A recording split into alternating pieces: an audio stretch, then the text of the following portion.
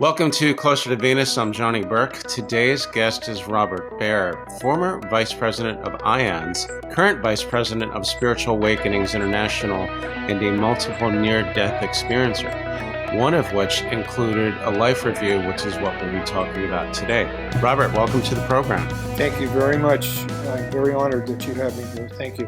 Excellent. I think a good place for us to start is tell us how you got involved with IANDS, what it is, what it represents, and how you eventually wound up being involved with Spiritual Awakenings International. First of all, March 22nd, 2009, I died from a massive heart attack, was dead over 45 minutes and was revived. So I was actually on a TV show called I Survived Beyond and Back after I had recovered. From that, I became a very popular speaker. I spoke to various groups. And I was down in Arizona, and one of the board members for IANDS was involved with that presentation with me. And he found out about my corporate background and asked me if I would want to apply for a board position on IANDS. And I said, sure. So I did, and I was selected to be on the board. And then I ran for vice president on a slate with Dr. Yvonne Cason as president, and we were elected. But deep down, I always thought there was something else I was supposed to do. So did she. We started talking about this about probably 8 months before we actually both resigned from IANDS on the same day. I just knew there was something else I was supposed to do. And when we resigned, we co-founded Spiritual Awakenings International, which, by the way, is just a bullet train. We are in 57 countries now. We just started in June of last year. We have 1,600 subscribers, 40 affiliated groups, of which this podcast is one of them. And we're very grateful for that. That's how I met you, John, was through that. And it is all-encompassing. We have no dogma. We go out. We have presentations. Everything's free. And we have a great group of people that have done the presentations. And we're basically more heavily followed in Europe, Australia, and New Zealand, or at least as followed as much as we are in the United States. We're really picking up people in India, South America. We're going to start doing an Espanol panel and start doing presentations in Espanol. And then we're probably going to branch off into Portuguese next. Dr. Cason and I were talking about that earlier today, just to meet the demand. So that gives you a background. Yeah, I thought it was interesting. I bring up IANDS. I believe it stands for International Association of Near-Death Studies. It does. Which I thought was a great organization to collect data on the near-death experiences. I thought it was a natural progression for you and Yvonne to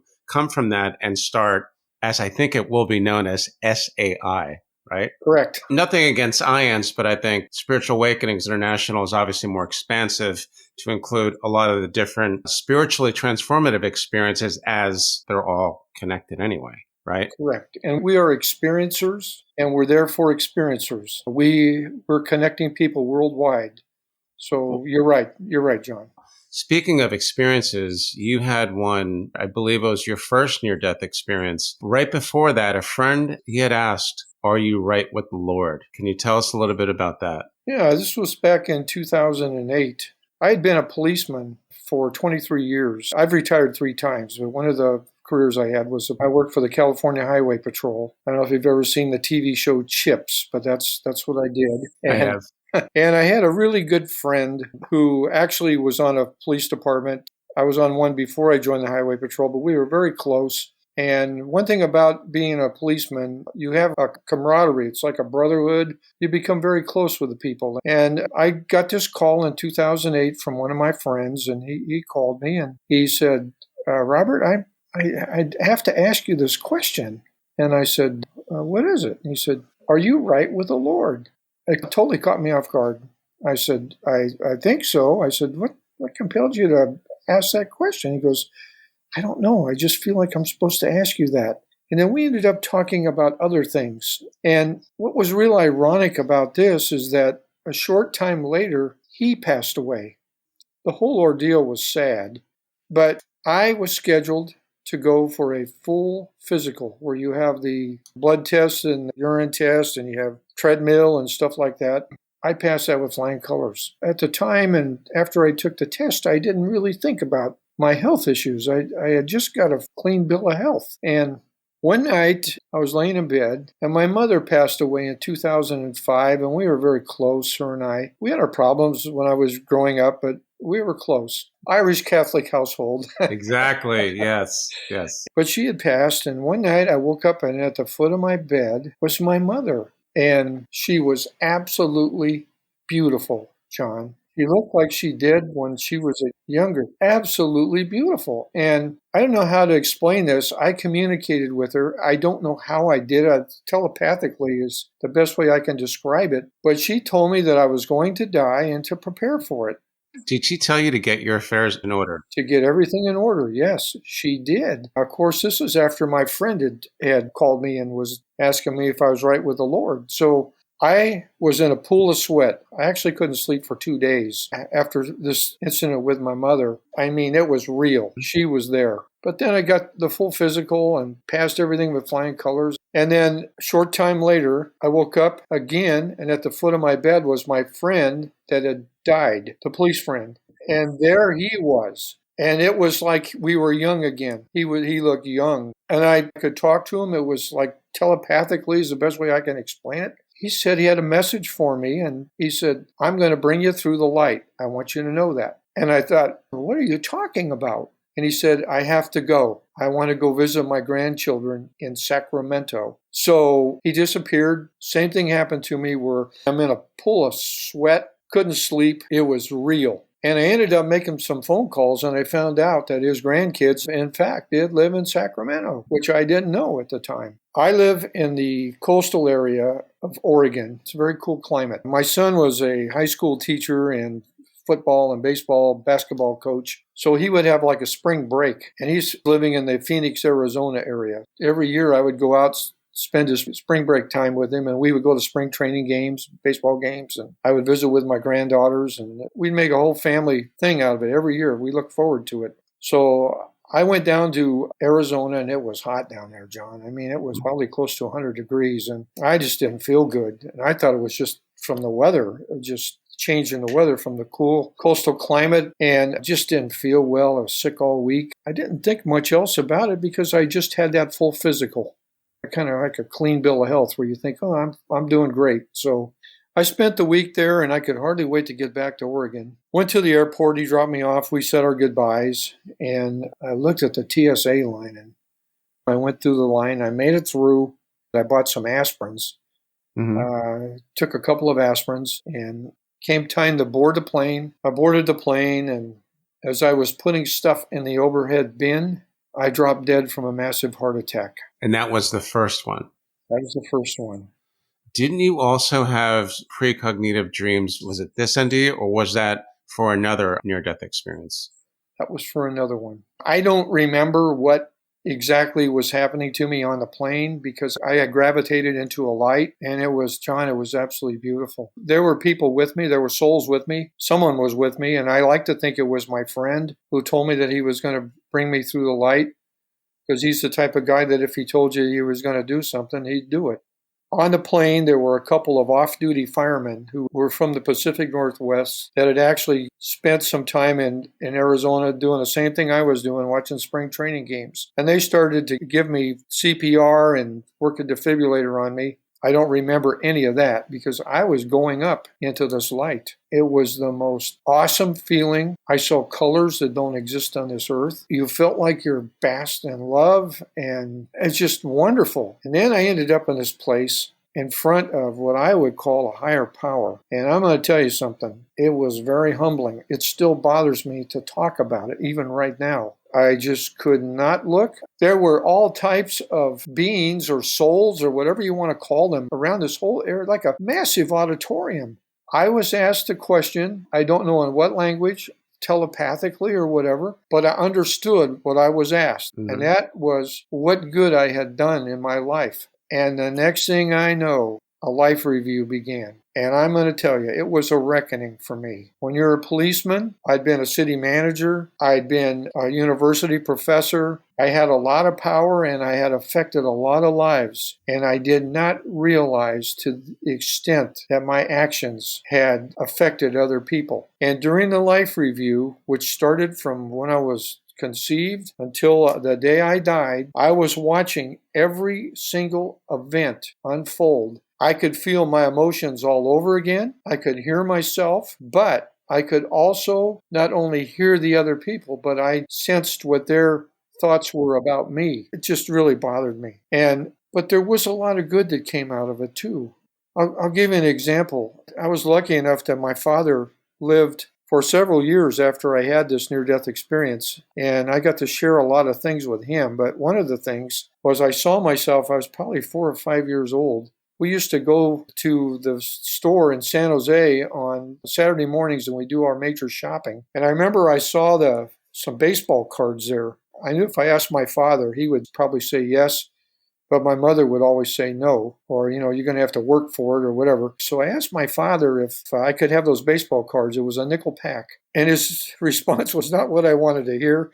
It was, ask your mother. And my mother was standing right by and she says, ask me what? So I said, can I have those baseball cards? And as soon as I said that, she goes, no. So I stole the cards. And we went home and my mother came into the room and she goes, Robert, what are you doing? And I looked at her and the cards are out there. And next thing I know, she's getting my father. They're loading me up in the car and they're taking me back to the store to apologize to the store owner for stealing the cards. My father was kind of laughing about this when I was telling him this after my near-death experience. But he says, I remember that. He says, I did not want to take you back. We got back. My mother said, here's our son. He owes you an apology. You can arrest him if you want. We don't care what you do for him. He needs to pay for what he did and this, that, and the other. And the guy was saying, we don't want to arrest him. Just give me a nickel. So my dad gave him a nickel, loaded me back up in the car. I ended up back home. And this came up in the life review. Oh, yes. And I told my father, I said, you did your job as a parent. It had a profound effect on my life. It really did. It's an important lesson. It is. Yes. And several of the things that I saw in my life review were exactly related to that. I had two grandmothers that were just wonderful. One of them worked with me because I had a stuttering problem. She would spend so much time with me. And I remember her last Christmas of 1954. My father and mother had given her a camera. It was a Kodak Brownie Instamatic camera, but it was the type where you had to wind the film in. But I remember her telling my father, I don't want this. It's too complicated. That was the last time I saw her. And she died right after that. And it was really good to see her again. During the life review, what type of beings did you see?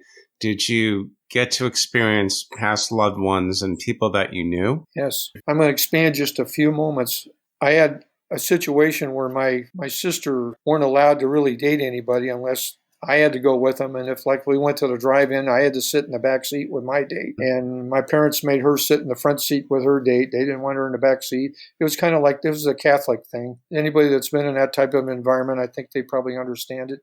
There was one girl that I would take all the time, and she really was affectionate towards me. And I had a couple of cars. I had a 56 Chevy and a 57 Ford. I had a couple of cars that my friends and I, we used to go cruise Beach Street in Santa Cruz on weekend nights, and I didn't have to do the babysitting duty with my sister where I had a double date. So I thought, I'm going to go cruising with my friends. So this young lady came over and she said, will you take me to a dance at the Coconut Grove? And I said, no. She goes, what do you mean no? And I said, I want to go cruising with my friends. She says, well, can I go with you? And I said, no. I said, we're going to go do it by ourselves. And she got upset. She left and came back and gave me this letter. And that night she went with some other friends. She got in a car crash and she died in a car crash. When I was seeing that part of my life review, I actually heard a voice say, you never opened my letter. I know exactly who that was. I still have the letter. I know what was in the letter. I just never opened it. I mean, I just couldn't do it. I felt terrible because if she'd have been with me, she wouldn't have died. So I saw things like that happen. Very heavy experience. What I wanted to ask about that event, it's been often described as the Council of 12 or the Council of Elders. What would you call it? Was it something like that or was it something different? All I can tell you, it was the most humbling thing anybody could ever experience. Where you see yourself. I could not look at anything but my review process itself. I could not look at who else was there. I couldn't look at the higher power. I did look at one thing that was fidgeting by me, And I remember I had a dog named Scooter that we were very close. She went everywhere with me. We did everything together. And she died in the year 2001. I felt something fidgeting towards around me, and I looked, and that was her. She was off to my right. She was there. And she couldn't come to me, but I thought, I did not know that dogs or animals were in the afterlife. It's actually pretty common. It was so good to see her. It was something positive in a way, but she couldn't come to me. But she was so happy to see me, and I just kept seeing myself in different life circumstances. One had to do when I was working in Watts. It was right after the riots. In police work down in that area, it was almost like a war zone. The sound of gunfire was just almost everyday life, especially at night. You'd make a stop sometimes. They'd take you into the alleys of the projects. There'd be 2 or 3 stories high, and you'd be making a traffic stop. The next thing you know, you see 3 or 4 rifles pointing down at you. Very intimidating as a policeman. One night I was with another guy and we were arresting somebody for DUI, for drunk driving, and I heard some gunfire go off, and I told my partner, I said, that's really close. And so we started looking, and here comes this guy running towards me with a rifle. And I yelled for him to halt, and he just kept going. And I was probably justified into doing more than what I did, but I didn't do anything. He came up to me and he said that somebody had just robbed him. And I said, did you just fire that off? And he goes, yeah, I fired some warning shots. When I saw that part of my life review, I actually heard a voice say, thanks for not shooting me. It was incredible. Yeah, it sounds like it. This space, you said it looked like a giant auditorium. Did it look like a modern building? Did it look older? Did it look unearthly? It did not look like a building. It was just souls everywhere. Right. And I can't even explain them. I was fixated on my life review. Did they look human or not necessarily? I couldn't tell from the vantage point that I was at. I wished I had paid more attention, but if you're in that predicament, and maybe we all have to go through that, it's something you can think of, John. Yeah, well, hey, if you can remember. I've been a good Catholic boy. You got the higher power there. It's humbling. I mean, humbling. It's really important about this is that the more people hear about these types of experiences, the more they can at least accept the fact that once we die, it's not the end. Here's my take on it. I talk about this when I talk at different groups. Where I've been, or some of the other people that have had near-death experiences, there's not cameras, there's not video, there's nothing but our account. And whether you choose to believe me or not, that's totally up to you. For someone like me and some of the others, like Dr. Kaysan, for example, who put themselves out there, there's always ridicule, there's always doubt, but I feel compelled that this is one of the things I'm supposed to do as part of coming back. I often think, I'm convinced, Spiritual Awakenings International is another thing that I'm supposed to do. This is no different than whether you're Marco Polo or Christopher Columbus or even Mark Twain, where you go off on an adventure, you come back. That was before cameras. That was before cell phones. That was before videos. And you would have to account, let's say, for example, Columbus or Marco Polo to the Queen and to the King and their minions or whatever. It's up to them whether they want to believe it or not. And it's up to your audience whether they want to believe it or not. I'm just telling you what I experienced. I am not looking forward to doing this again. I am not. I'm just telling you. That's the first time I've heard that, because I've heard several people talk about the near-death experience, and they will, almost every single one of them will say that some of the feelings were incredible. Now, the life review is a different stage of that. And what I wanted to ask is, during the life review, is that related to, or is it the same thing as life between lives, or is it different? I just experienced my life from the time I was born. Actually, even before I was born. I have to talk about this. When I was talking to my father, I said, I remember the start of my life review, seeing you and my mother buy a car, and it was like a Chevrolet. It was an old car. It was black Chevrolet. And he goes, what did your mom have on? And I said, she had like a plaid skirt. And he goes, really? And I said, yeah. I said, you guys were both young. So he went through a box of pictures, and he came back, and he showed a picture of him and my mother by a 38 Chevrolet. He goes, is this what you saw? I said, yes, that's exactly what I saw. He goes, that was one of the best days of your mother's life. And I said, what do you mean? She found out she was pregnant with you that very moment, and I asked her to marry me. And I said, are you kidding me? He goes, no. And I said, I'm a love child? And he goes, well, yeah, but we just didn't tell anybody. It's actually my life review started at conception. That's a first. I've never heard that before either. I think you're the first person I've told. I've told a lot of my friends and colleagues about it, but I never think about saying that. But it's come up, and I'm probably the most pro-life person you'd ever want to know now. Having a Jesuit upbringing and going to Jesuit schools and stuff, I mean, I have that too. But John, that's what happened. And my father confirmed it with that picture.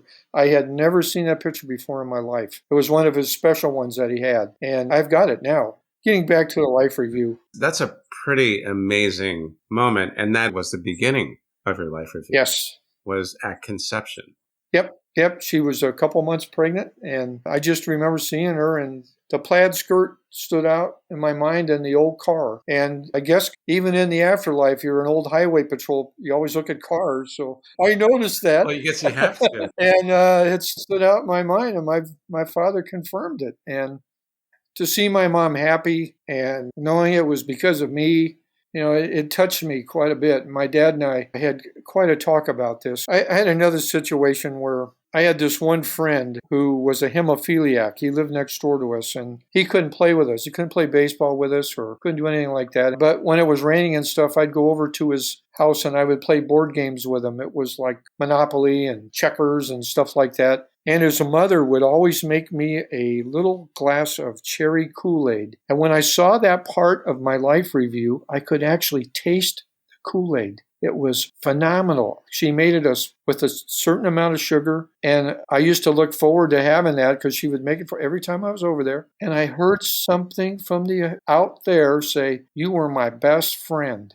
I told my father about this, and my father told me, "Do you think that was Paul?" And I said, "I think so." He says, I forgot to tell you this. Paul's father came by here about 10 years ago and told me that Paul was down in Los Angeles and had a transfusion and caught AIDS from it and died from AIDS in the 80s." And I thought, that was him. Another amazing moment. So during this experience, does a concept of oneness come up where all of us are connected, seeing all the souls and everything and the whole experience? I think one can deduct that from it. But you have to be there. You can't explain it to somebody. Either you have the experience. You got to be there. And for me, I was not really liking what I saw. I had a lot of power over people. There was a lot of good things too, but the things that I could have done better or I could have done differently, they still come up in my mind all the time. I can't do a thing about it. All I can do is I've apologized to several people, those that I can, that I feel comfortable doing that with. But since I've come back to life, which has been 4,450 days additional life, I'm so blessed. I try and make it a point to do only good and do wonderful things. And I can tell you, it is a blessing. Michael Jackson, the rock star, passed away about the same time I did, and they took him to see a doctor. He was deceased about 45 minutes. They took him to see a doctor down in Los Angeles who was renowned for raising the dead. He couldn't be revived, but I was. I had a doctor that just wouldn't let me die. And what would Michael Jackson have given for 4,450 extra days of life? I bet he would have given just about everything. I've been so blessed. Every day's a blessing. Every person I meet, it's a blessing. There's good and bad and everything in life, but boy, I tell you, I look at life so much differently. And even the stuff that happens to you, in reality, that old saying, it's small stuff, it is small stuff. That's what I've been told. It is small stuff. It is, in reality. But the things that happen to you, do you get a sense that even the bad stuff that happens in your life during your experience that you had, the near-death experience and the life review, did you get a sense that even some of the bad stuff actually made sense and happened for a reason? Yes, it made sense. And it's amazing how it's all interwoven, like you were talking about. Some of the people I feel real comfortable around too. I don't know how to explain that, but my whole belief system has changed, and I'm kind of wide open to a lot of things. Some of the things that's happened to me, John, they can't figure it out, but my vision used to be like 20/90 or something like that. With my near-death experience, it's been 2010 since then. I have my eyes tested. They can't figure out why that happened. If I go to TSA, I set off everything. I set off microwaves, set off stores. If I leave a store, sometimes I'll set it off. I think it has something to do with your electronic field in your body or whatever. I don't know how to explain it. The energy or something. Yes, You had a similar experience where people that have these types of experiences, their intuitive activity and sometimes psychic mediumistic skills I are have that. raised quite a bit. And I chose not to develop it, but I have it. Dr. Kason will attest to that because everything I've told her is actually materialized. It's pretty common. Pretty cool too. The mediumship piece really is interesting to me. And I think a lot of this stuff really is connected. You're working on a book at this time, aren't you? I can already imagine what some of the highlights are going to be, but tell us a little bit more about it. I'm going to tell you how it starts. When I was in Arizona, I wanted to leave and go home after I saw my children. That I was in ICU for a long time. I had all these machines hooked up to me and stuff. It was horrible. Horrible experience. And I told the doctor I wanted to go home, and he said, well, you need another surgery. And I said, I don't want to be here. I don't want to be here in Arizona. He says, well, I have a colleague in Oregon that if I call, would you promise when you get off the plane you'll go there and have it done? And I said, yes. And I said, do you think I'll make it there? And he goes, quite frankly, I don't know. But if that's what you want, we'll arrange for it. So that's what happened. Got off the plane. I ended up going into a Catholic hospital in Eugene, Oregon. Had my surgery, and I was in the recovery room, and it was like raining sideways. The wind was blowing. I was in the recovery room. I heard that, and I thought, well, that's a good sign. And then I looked over, and I saw this nun, an old nun, sitting next to me. And I asked her, am I alive? And she goes, oh, yes, you're alive. What are you doing here? And she says, I'm praying for you. And I said, well, I need those. And she goes, yeah, you do. And she sat there for a while, and she said, I heard about you. You're the guy that was dead for a long period of time, and then you died twice. And I said, yeah, I did. And I told her there were two different experiences each time I died. And she goes, I've done this my whole life, what I'm doing. And she said, do you remember everything? And I said, I do. She says, would you feel free to talk to me about it? And I said, well, does it have to be now? And she goes, no, we'll wait till you get recovered a little bit. That's a reasonable question. So you know how nuns are. They're very pushy. Yes, they are. Yeah, So, I went to Catholic school, so I know exactly what you're talking about. So anyways, I kept looking and wondering if I'd get my hand hit with a ruler, but she came back in and I told her everything. She's one of the two persons I've told, and that's how I'm going to start my book. Being in recovery, telling her, and my story will be as I'm telling her what I experienced. And I have to touch on the second experience that day, because I was revived in the emergency room by the doctor. And then I flatlined again for about 10 minutes. And when I flatlined, instead of going into the light, I was on top of the bed. I was watching them work on me. I actually looked at the monitor, the flatline monitor. I remember seeing it. And they were all scrambling around and doing their best to get me alive again. And all of a sudden, my attention was focused on another part of the hospital. It was the admissions part. And I don't know why this came to my attention, but there were a couple people going through my wallet. So instead of watching them work on me, and I was watching them go through my wallet. And they were trying to find my insurance card. Police sometimes carry two wallets. And I had my insurance cards in my police wallet. There was a special place in there, and didn't have it in my regular wallet where you have my driver's license and stuff like that. My police wallet had my badge and my ID and stuff like that, and a few extra little things that are personal. All of a sudden, I was trying to tell them where it was, and they couldn't hear me, and I thought, I'm dead. They can't hear me. And they're talking, and all of a sudden they open up the wallet, and there's my police ID, and they go, this guy's a retired policeman. I was telling the doctor in ICU about this, and he goes, wait a minute, I'm going to come back. So he went down to admissions. This was a few days later. Came back with these two people. And he said, you tell them what you told me. And I told them what I saw them going through my wallet and stuff. And they said, that's exactly what happened. That's exactly what we said. And we were laughing about it. But John, I'm telling you, near-death experiences are different for some people. I had a life review in one, and the other one, I had the one where I'm hovering over the bed and I'm watching people do other things. So if you have somebody get on your show that tells you about one as opposed to the other, and my third one is even different than that. We might have to do a part 2 to cover that as well. You're right, though. I've heard of several ones which they're usually a little bit different, but the things they have in common are the white light and the amazing feeling and the unconditional love. But you're right. They don't all have a life review. Anyways, that's what happened. The one thing I like about Spiritual Awakenings International, I've told people there was a time where if people talked like we talk, they would burn us at a stake. Not anymore. Times are changing. Spiritual Awakenings is exactly what we're talking about. Whether it's a Kundalini incident or, for me, a life review, a near-death experience, or a mystical experience, they're all different STEs, and they're all relevant. They're relevant and they're all connected. And people aren't crazy. No, they're not.